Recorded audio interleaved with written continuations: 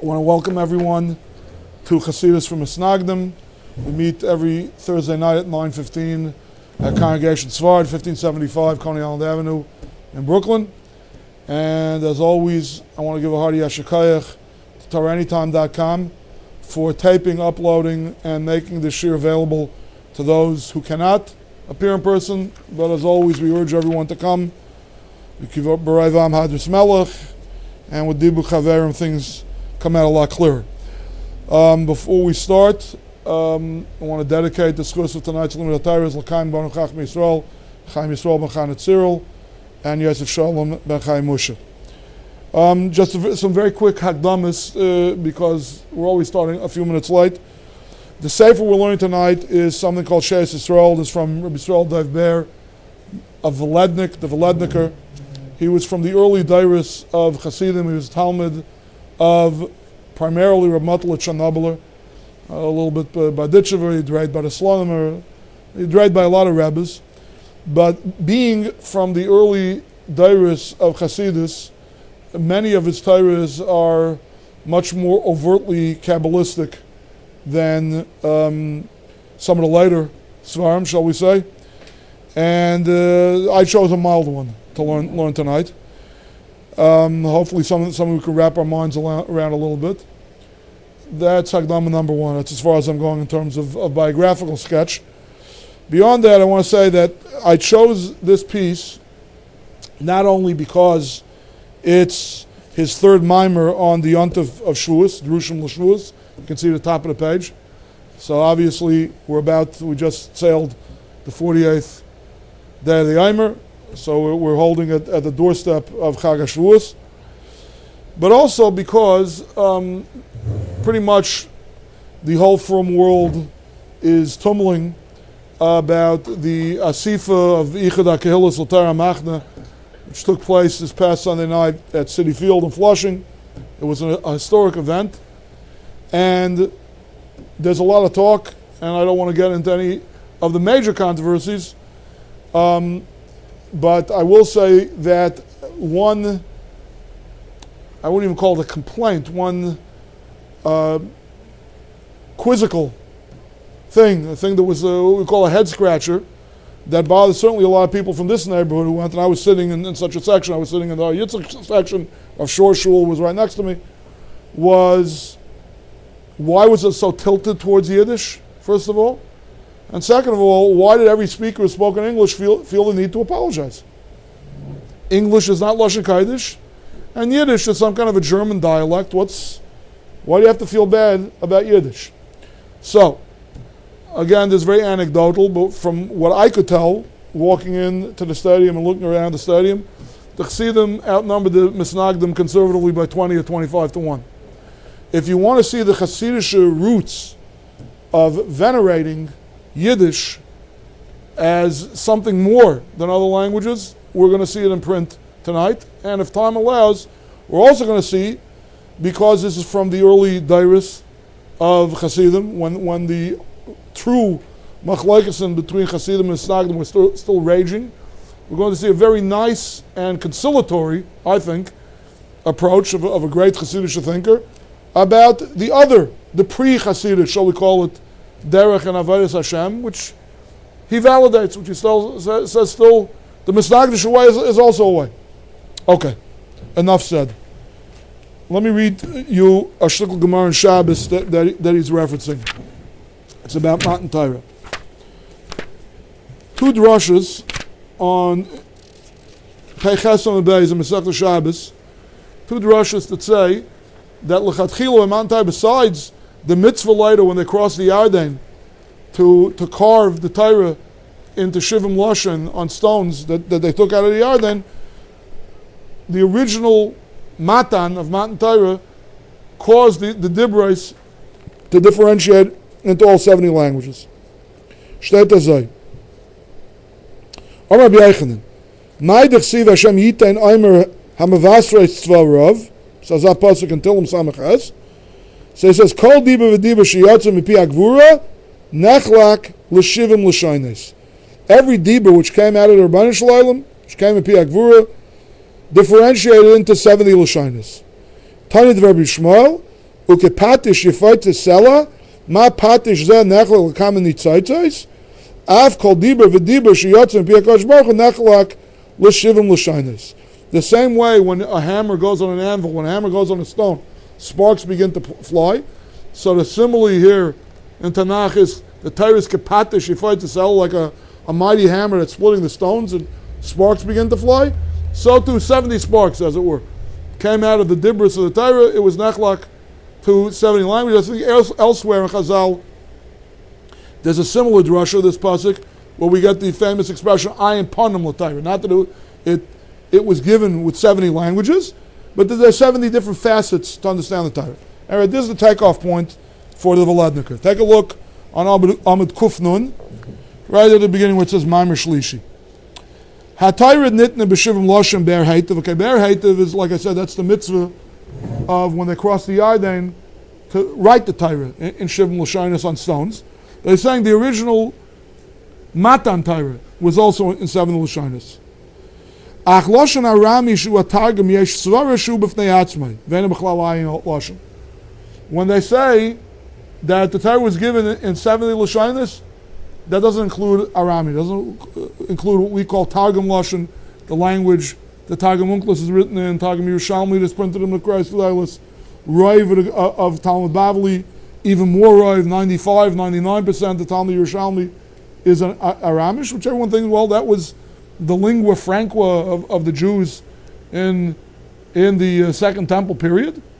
And that's all it is. Again, it's nothing intrinsically any more or any less than any other languages. He's saying it is. The original Shivim L'Shainis don't include Aramish. Now look at the footnote. I've underlined the footnote. Mesachtes Megillah Gimel Amud Aleph Mavur Shaloshen Arami Nitna B'Sinai. Yeah, it was good. That's part of the Indian of reading Shnai Mikra V'Echad Targum. Is a Targum is more than a Targum. It's more than a translation. That's part and parcel. That's a version, if you will, of the Torah itself. It's not just the best, most authoritative, most similar ancient Near East language to Lashon Kodesh. It's part and parcel of Matan Torah. Wherever it is, he's saying it's qualitatively different from the other 70 Lashonis. Uve'emes yadua sha'targum ein pirish al Lashon Kodesh ki minyan b'fnei atzmai. It's not an explanation. It's not a commentary on Lashon Kodesh. It's its own thing. Avol kol shar Lashonis perushim al Lashon Kodesh. So right away, this is a nuclear bombshell in our idea of philology. Look, we have a basic rudimentary idea of the Torah's hashkafa, of how languages developed. We know that there are Chazals that say that Adam Rishon was Mesaper b'Lashon HaKodesh, the famous Medrash of Chazal, when Hashem said to the Malachim, Ruach Chachmasa Gedalim Mishalachem, I'll show you that his wisdom exceeds yours. And that's the parsha in Bereshit of the Kriya Shemitz, that all the animals were paraded in front of Adam Rishon, and he was able to tag each one with a name.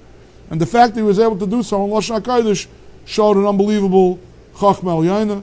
We know what Chazal say, it's a pasuk in Chumash, B'Yikol Aretz Safa Achas Dvar Machadim, the Tower of Babel, what we call the Dar HaFlaga. Before the Dar HaFlaga, it was all one Lashon. And Rashi often notes says, what was Safa Echad? Safa Echad was Lashon HaKodesh. Everybody spoke. The primordial language of humanity is Lashon Kodesh. So it's not a stretch to say that even when the Maisa, the catastrophe, if you will, of the Dar HaFlaga occurred, of one universal language being broken up into 70 component parts, that all of those 70 parts, some way or another, somehow or another, relate back to, he calls it a pirush, a commentary on Lashon Kodesh. I mean, Rabbi was not in existence until Matan Torah? I'm not sure. I'm going to admit my ignorance. I don't know what he means. In the Sanhedrin, it says that Adam Rishon spoke Lashon Arami. It's Midrash's Chalukas. There's a Medrash Rabbi that says that he spoke Lashon Kodesh. On the Bereshit Rabbi on that Parsha Kriya Shemitz, Zakar Pil, Zakar Kelev, all the words that we use in Lashon Kodesh. Okay. Dehine. Again, Taka talking about Lashon Arami, probably one of the most famous passages in all of Targum Onkelos, just to sensitize you to what he's about to say, you have to understand how essential language and speech and communication is to Kedusha and to Kedusha Sa'adim, Befrat. Right? The Mekubalim have stratified all of creation into 4 tiers. That's Cham, Daimim, Sameach, Chaim, Medaber, going from lowest to highest. Okay? Inert things that have no life in them at all, are called Daimimim, which, very interestingly, I would have called them Mesim. Calls them Daimim, they're silent. Okay? Daim, you have Ayi Daimaran, to be silent, to be quiet. The other end of the spectrum, even though we could characterize human beings a lot of different ways, call him a Baal Bechira, call him that he goes B'kaim Kufa, call him that he's endowed with an Neshama, Medaber. A human being is a Medaber. Targum Onkelos says on the pasuk of Vayipach Ba'apav Nishmas Chayim Vayiyadol Nefesh Chaya, so the words Nefesh Chaya are translated by Targum Onkelos L'ruach Memalala, a speech endowed being. That's what a man is. That's what it means to be human. Aleph, Beis. And what does it mean to be God? Well, we don't know what it means to be God. Famous words of the Rambam, Ili Yadaita Vayisif. Who I Mada, who Yadeya, who Anaida. Whenever we talk Jewish theology, we're never talking about Atzmi Yusich Yisbarach Chalila. We're talking about Hanagasa Yisbarach. We're talking about how he interfaces with his creation. We don't know anything. We can't grasp anything about Atzmi Yusich. However, in Hanagasa Yisbarach, in the creative process, the calling card, the way the Eibishter introduced himself to the world, so we know there are Asar Maimaris Shabham Nifra Olam, the 10 Maimaris with which the world was created. And there's a machlokes, how you calculate the 10. And there's a Shita and Chazal, Bereshis Nami Maimerhu. Bereshis is a word. It's a mimer, it's a creative mimer. Where's the creation? Yihiyar, Vayihiyar. I hear the creative process. Bereshis is only a word. That's the creative process. That's God the creator. Speaking, language, isis, words. That is the first Yesh Mi'ayin. That is the most fundamental thing in creation. I think that's Pashut Pshat and what Chazal mean when they say Bereshis Nami Maimer. Okay, now let's take a look what the Vladnika says. Genuka Darshan for me.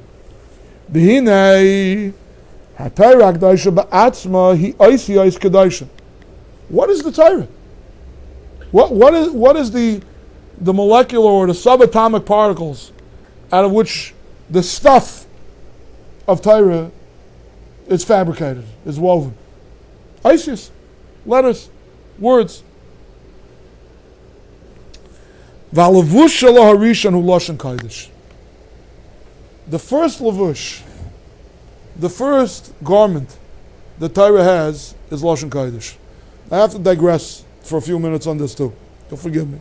I think to help us understand the very tearful words of Vladnika, again, we need a little bit more background over here. Cognitive scientists today argue if when we think, do we think in pure abstraction, and then there's a nanosecond of hesitation, and then that pure abstraction gets transformed into a word? Or do we think in words? Once we learn language, then we begin to think in words. And what are babies thinking before they say mama, dada, before they articulate their first words? Right? There must be some way, some form for the human mind, for the human brain to think before it has a language. Anyway, this is an interesting machlokes.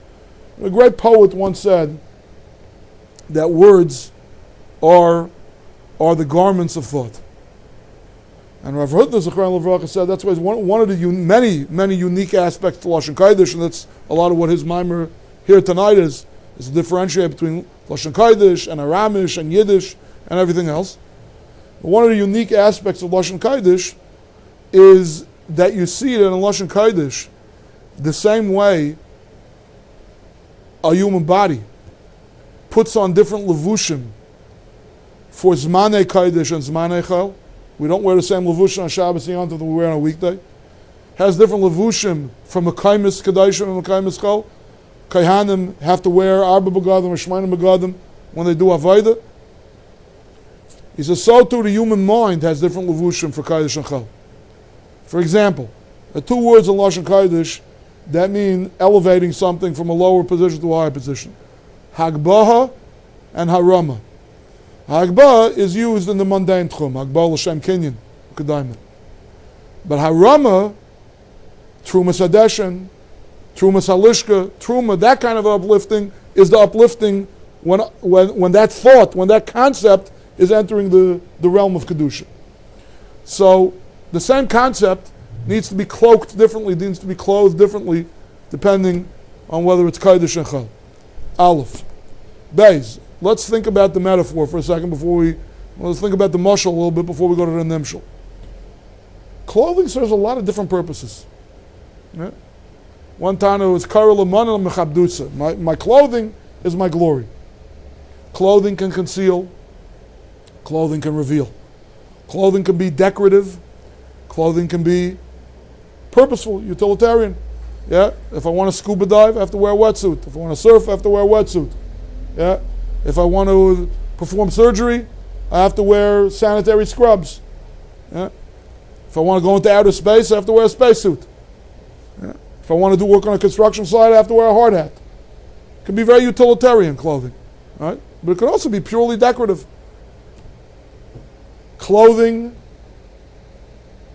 can be more revealing than total nudity sometimes, depending on how form-fitting it is and how it accentuates the body.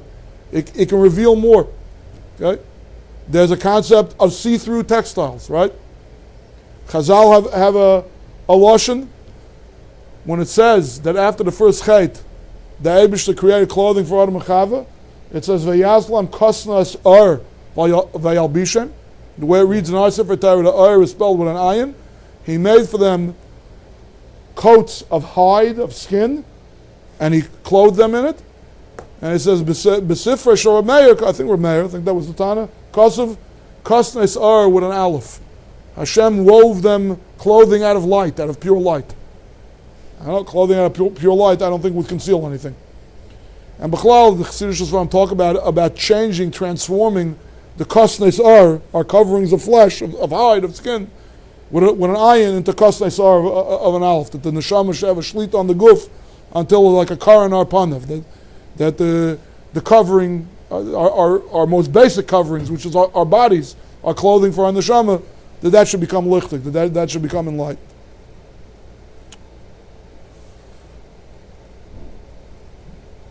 Clothing can be form-fitting, and even if it doesn't mamish totally reveal what's within, it gives you a pretty good idea. You look at a glove, that's not a foot. That's not a foot in there, that's not an elbow in there, that's not a head in there, that's a hand in there. Right? And clothing can be very concealing. Clothing can be a person's calling card. I am a surgeon, I am a construction worker. Yeah? Or it could be a masquerade costume. Dafka what I'm not. I'm hiding beneath my clothing. Okay, so we got to know clothing itself is very nuanced and can serve a lot of different functions. I think, if we don't have a black and white approach to what clothing is, we'll understand much better the tushdels he's about to make to various kinds of languages. Halavush shalah harishan hu lashon hakadosh. The first lavush that Torah has. In other words, there is Torah beyond the words and letters. There's Torah that precedes the letters. As basic as letters are to human cognition and to communication, it's only a lavush. It's not the etzem HaTorah. It might be a very form-fitting lavush. It might be a very flattering lavush. It might be a very revealing lavush. But it's not the thing itself. It's not Torah itself yet. V'achar kach, kasher nislab shebelavushay sok. Okay, we know what sackcloth is. When we see a Bowery bum dressed in tatters, yeah. In a certain sense, even though Rabbi Yaakov the person might have more dignity if he were totally naked than if he was walking around in rags. Rag says, I'm a street person, I'm impoverished, right? Or I'm in mourning. That's what a lavush suck. You can't. What did Esther tell Mordechai? You can't appear before the king b'lavush suck. Yeah, he's calling the later revelations of the Torah, it's also levush. It's a levush suck. Ba'alfei alafim levushim, 1,000 layers of levush suck. Yeshel b'chalal kol levushay ayin lashon.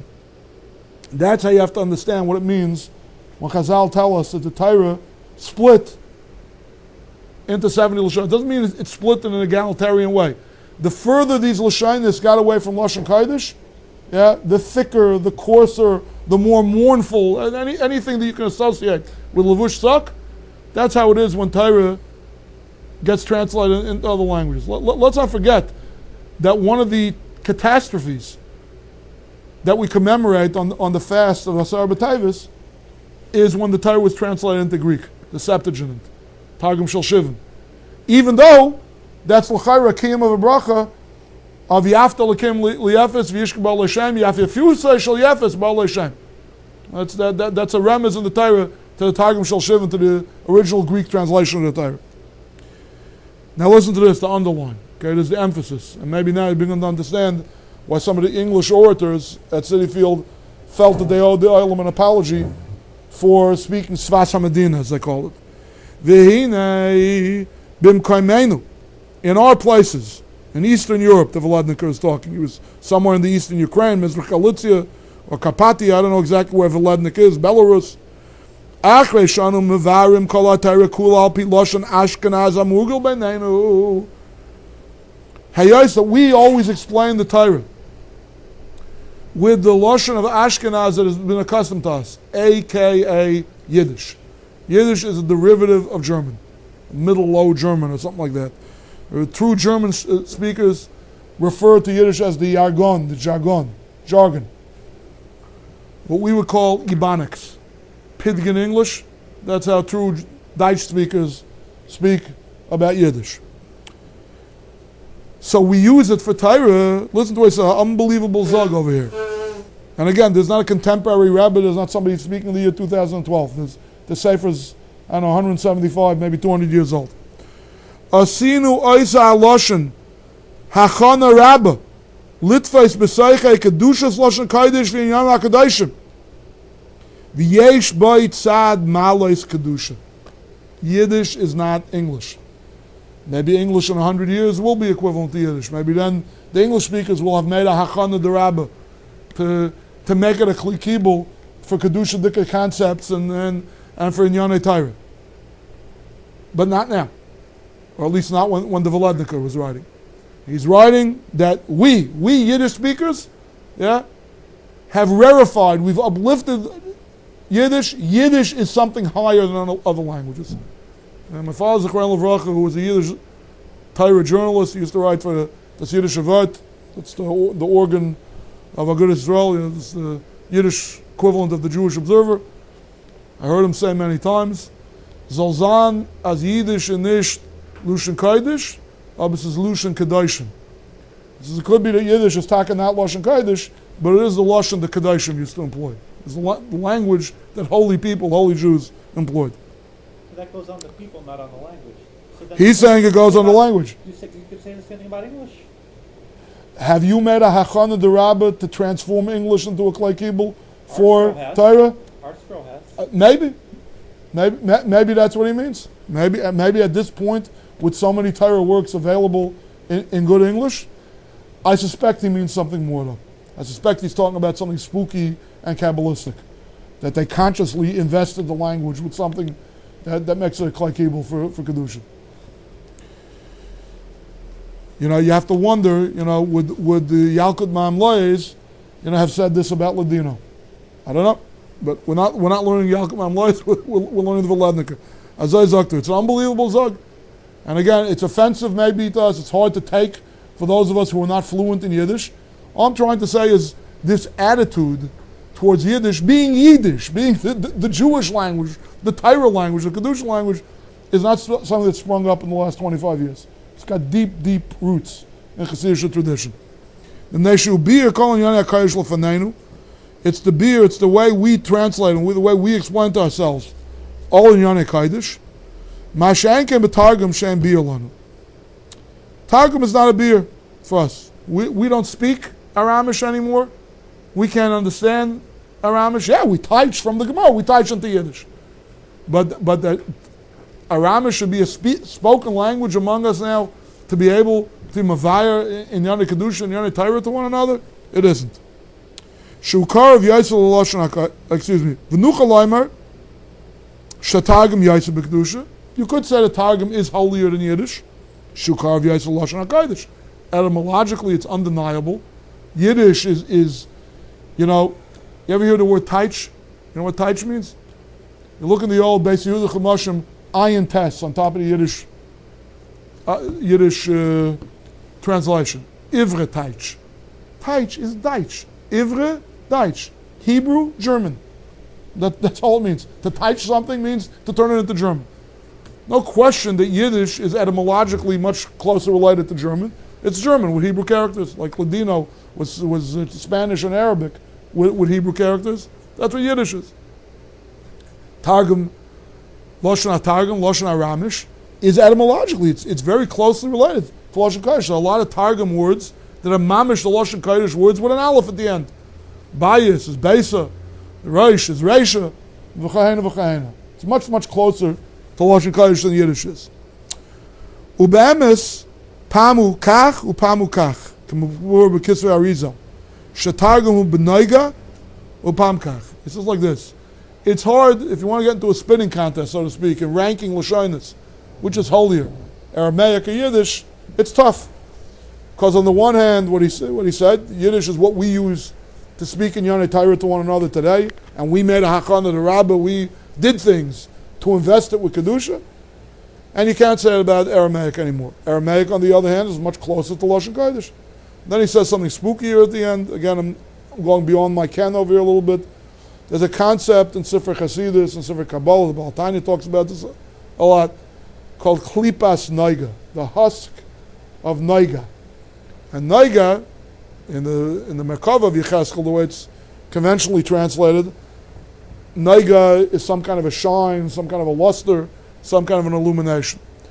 But the way the Sfarim HaKadoshim talk about it is, it's a big mishmash of light and darkness, of good and evil. Right? There's a nitzutz, there's kedusha, there's sparks, there's fire, that's pure tahara, and then there's klippas that are pure superficiality and completely external, absolute klippas, and then there's something called klippas naiga. Klippas naiga, it's a husk, but it shines. Has kedusha, it has chayil, or tumah. Has light, it has darkness. So he's saying that's what Aramaic is. Aramaic is epis hazah, klippas naiga. It has a holy aspect above and beyond. It's not quite the lavush suck of the other 70 languages, but it's not quite Lashon Kodesh. And I guess it depends on the time and the place that it's used, and so on and so forth. I wonder if the Vladniker had lived to see Apikarsim and Mushumadim, like Shalom Aleichem, like Shalom Ash, like all the great Yiddishists, write in his much vaunted Yiddish, if he wouldn't say that Yiddish also is a Klippas Naiga. But in the Vladniker's time, it's still, if the Haskalah was around at all, it was in its infancy, and basically all the Yiddish speakers of Eastern Europe were Shleim Emunah, they're all Shomer Mitzvahs.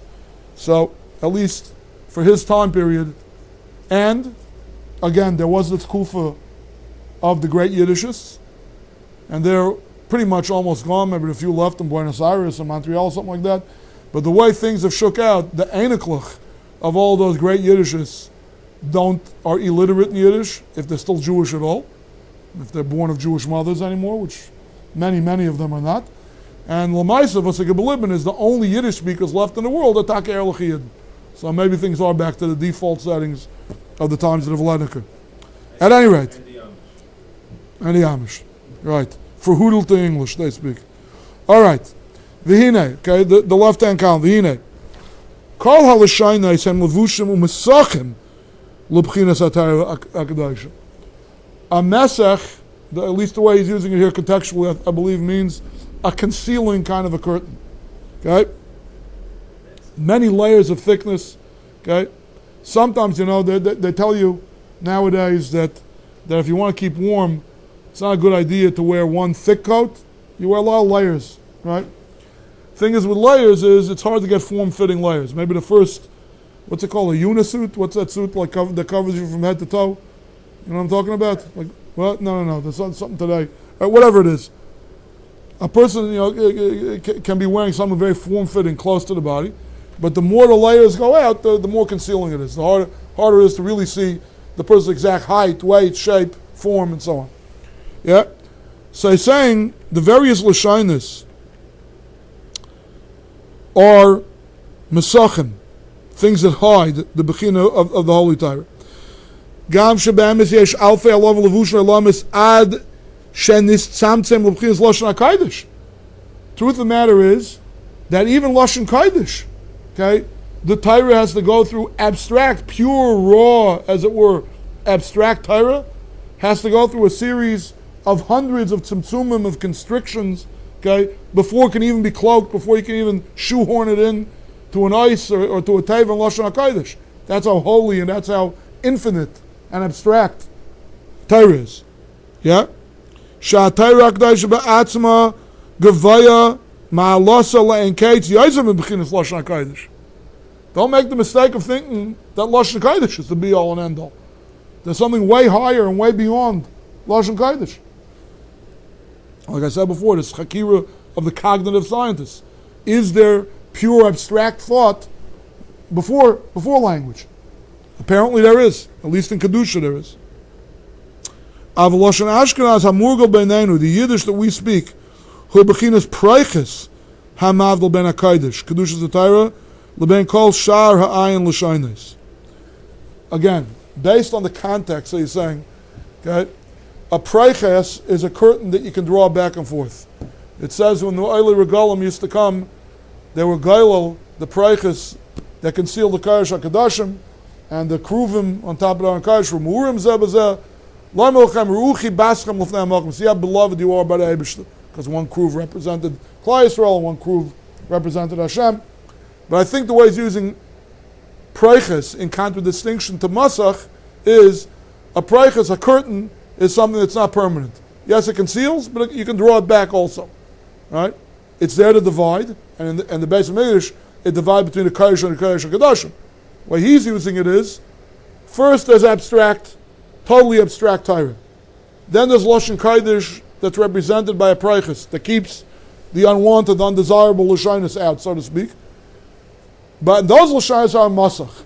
So in terms of you're talking about a layer, Lashon Kodesh is the form-fitting layer that adheres to the skin. Or even that you can peel back some time and catch glimpses of the thing itself. Masha'enka and the other Shivim Lashonos, they're things that are just totally concealing.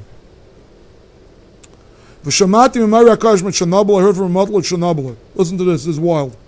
Shegilu loy min hashamayim b'chalayim, ayidei nishmas tzadik echad, sh'ayel b'ayel ma'elyin gimel meir shana.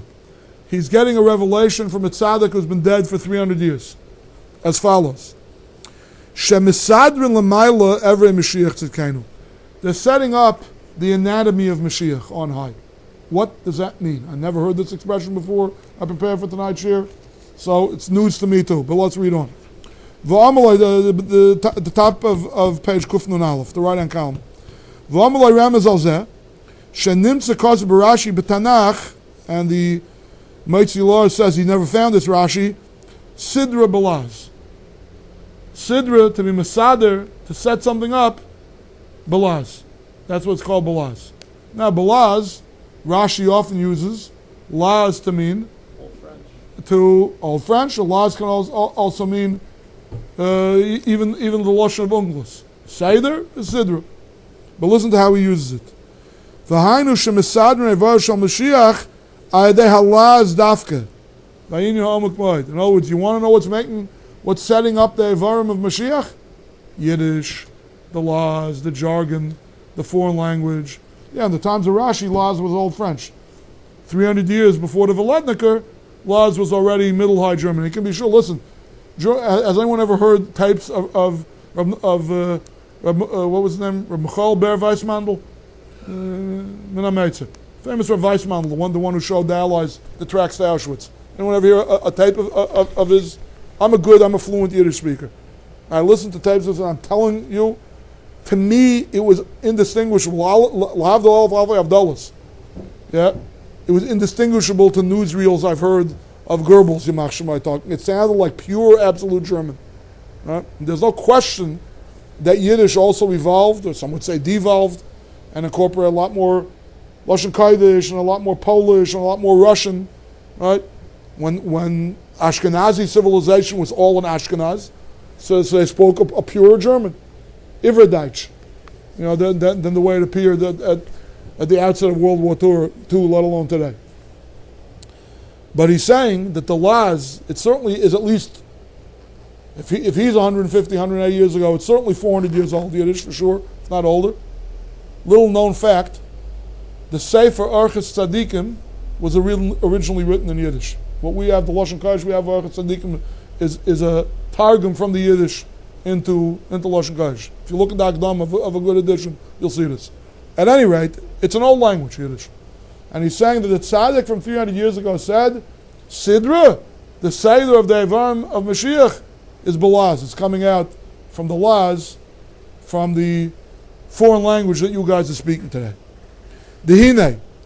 That, you know what?